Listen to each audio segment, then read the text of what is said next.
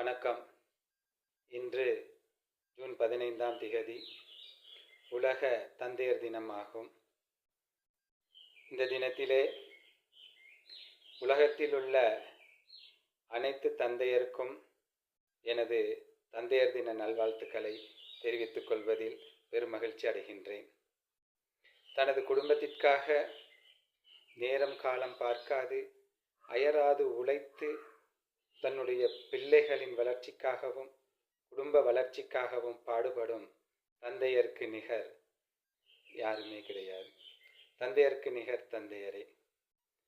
தந்தை இருக்கும் போது அவருடைய அருமை பெருமைகள் யாருக்கும் தெரிவதில்லை, புரிவதில்லை. அவர் நம்மை விட்டு பிரிந்த பிறகு, அவர் இல்லாத போதுதான் அந்த அருமை பெருமை நமக்கு தெரியும். நாங்கள் எவ்வளவு கஷ்டத்திலும் துன்பத்திலும் இருக்கும் பொழுது எங்களுக்கு தோழனாக நின்று தோள் கொடுப்பவர் தந்தை. வளர்ந்த பிள்ளைகளுக்கு ஒரு நல்ல தோழனாகவும் ஆசானாகவும் அறிவுரை வழங்கும் மதிய அமைச்சராகவும் விளங்குபவர்தான் தந்தை. இந்த தந்தைக்கு நிகர் தந்தையே. தந்தை சொல்மிக்க மந்திரம் இல்லை என்பார்கள். தந்தை சொல்வதுதான் வேதம்.